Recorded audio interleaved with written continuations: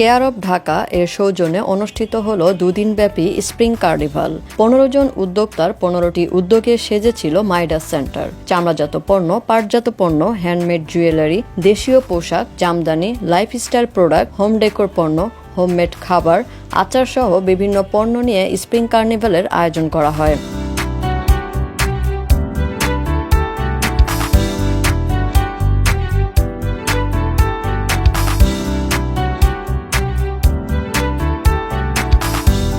বুটিপা একটা দেশীয় লেদার গুডসের ব্র্যান্ড। আমরা high quality, international quality leather bag বানাই এবং আমরা লোকাল মার্কেটেও সেল করি আর আমরা এক্সপোর্টও করি। কেয়ার অফ ঢাকার যে স্প্রিং কার্নিভালটা, এখানে অনেকগুলো 15 জন উদ্যোক্তা আছেন। তারা সবাই দেশি উদ্যোক্তা, তারা দেশের মার্কেটে তারা চমৎকার সব জিনিস করছেন এবং এখানে তাদের প্রত্যেকের মধ্যে একটা প্রাকৃতিক জিনিসপত্র নিয়ে, ম্যাটেরিয়াল নিয়ে কাজ করা এবং আমাদের দেশীয় শিল্পতে কন্ট্রিবিউট করার একটা মনোভাব আছে। এবং আমরা সকলেই জানি যে আমাদের দেশীয় উদ্যোগগুলো যখন ভালো করবে, মার্কেটে যখন এটা গ্রহণযোগ্যতা বাড়বে বা ক্রেতাদের সাথে সংযোগটা তৈরি হবে, তখন এটা দেশের সামগ্রিক অর্থনীতির উপর একটা দারুণ একটা প্রভাব আসবে। আমরা বিশ্বাস করি যে আমাদের ক্রেতারা ভালো জিনিস যেরকম চান, আমরাও সেরকম ভালো জিনিস তৈরি করতে প্রস্তুত।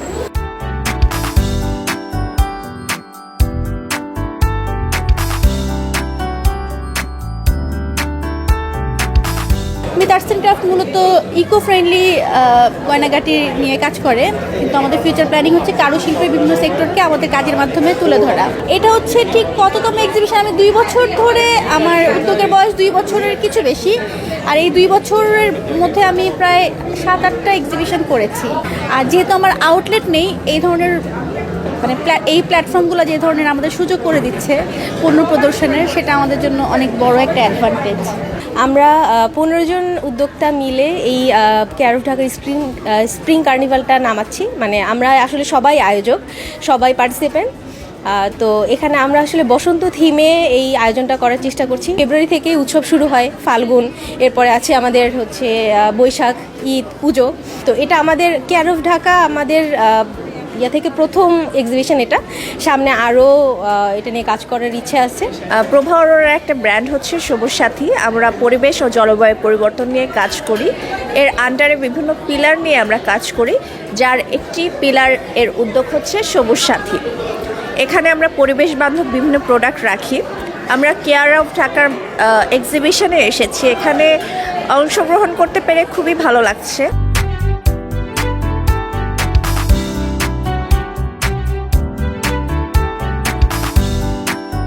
স্প্রিং কার্নিভালের এবারের মূল মোটো ছিল চলতে চলতে ঢাকা দেখা। এক্সিবিশন প্রাঙ্গণে প্রতীকী স্বরূপ ঢাকার রোডওয়ে তুলে ধরা হয়। এক্সিবিশনের পরিবেশকে প্রাণবন্ত এবং উৎসবমুখর করতে গানের আসর সাজিয়েছিল অংশগ্রহণকারী উদ্যোক্তারা।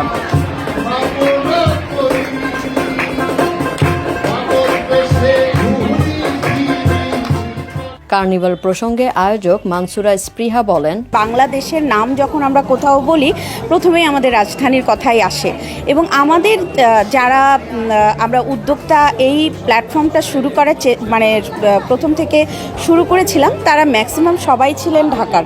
তো তার জন্য আমরা প্রথমে ভাবলাম যে আমাদের ঢাকাকে আমরা রিপ্রেজেন্ট করতে চাই মানুষের কাছে এবং সবার কাছে পরিচিত করতে চাই। তো ঢাকার অনেক ধরনের বিশেষত্ব তো আছেই, সেই বিশেষত্বগুলোকে আমরা এক এক করে এর সাথে ইনক্লুড করার চেষ্টা করেছি আমাদের এই এক্সিবিশনে। আমাদের এই এক্সিবিশনে একটা থিম আছে কেয়ার অফ ঢাকার, যদিও এটা স্প্রিং কার্নিভাল, কিন্তু এটা আমরা এবার নাম দিয়েছি চলতে চলতে ঢাকা দেখা। আমাদের এখানে একটা সুন্দর রোডওয়ে করা আছে, যেখানে আমাদের ঢাকার পথটা করা আছে এবং এখানে যে 15 জন উদ্যোক্তা তাদের উদ্যোগ সাজিয়েছেন, এই রোডটার চারপাশ দিয়ে ঘুরতে ঘুরতে আপনারা আমাদের উদ্যোগগুলো দেখবেন। এই উদ্যোগগুলো হচ্ছে সবগুলো দেশীয় উদ্যোগ।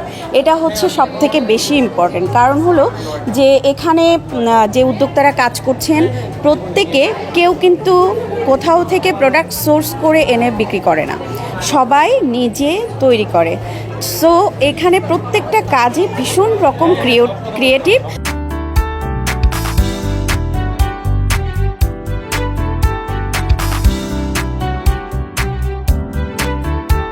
আমি আমি কেয়ার অফ ঢাকার একজন সমন্বয়কারী। আমরা এই উদ্যোগটা অনেক আগেই নিয়েছি, করোনার আগে একটা ইনিশিয়েটিভ নিয়েছিলাম আমরা। তো করোনার কারণে আমাদের এই উদ্যোগটা অনেকখানি বন্ধ হয়ে যায়। দেশীয় পণ্য নিয়ে যারা কাজ করেন, মেড ইন বাংলাদেশ নিয়ে যারা কাজ করেন, আমরা কয়েকজন উদ্যোক্তা একসাথে হয়ে এই প্ল্যাটফর্মটা তৈরি করার চেষ্টা করেছি। তো সেই ধারাবাহিকতায় আমরা আবার একটা করোনা পরবর্তী একটা উদ্যোগটা আবার নিলাম, এবং সেটা হচ্ছে কেয়ার অফ ঢাকা। তো আমাদের এইবারের থিমটা ছিল চলতে চলতে ঢাকা। তো আমাদের দেখবেন যে পুরো আমরা নিচে থেকে যে ইয়েটা করেছি, ঢাকায় চলতে চলতে আমরা কি দেখছি, ঢাকার যে লাইফস্টাইল, আমাদের যে জীবনযাত্রা, সব কিছুকে তুলে আনতে চেষ্টা করেছি, অনেকটা ফিউশন টাইপের। স্প্রিং কার্নিভাল দিয়ে শুরু করলাম এবং আমরা খুব ভালো একটা সাড়া পেয়েছি। আসলে আমাদের দেশীয় প্রোডাক্ট সোনালী আঁশ, আমাদের মূলত এক্সপোর্ট বিজনেস, এগুলো আমরা চাচ্ছি বাংলাদেশের মানুষের কাছে ঘরে ঘরে পৌঁছে দেওয়ার জন্য। বাংলাদেশের মানুষ জানুক যে প্রোডাক্টের কোয়ালিটি, প্রোডাক্টটা কীরকম এবং সোনালী আঁশের ব্যবহারটা কীরকম।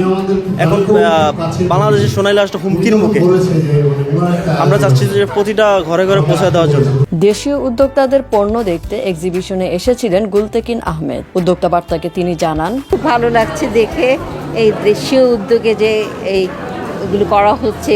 আমাদের সবসময় তো আমার বাইরের দেশের দিকে হাত বাড়াতে হয় এগুলির জন্য, নিজেদের দেশে যে এত সুন্দর সুন্দর চমৎকার চমৎকার জিনিস আছে, আমাদের উদ্যোগে যে হয়েছে, এখানে যারা কাজ করছে তাদের উদ্যোগে যে হয়েছে, খুবই ভালো লাগছে।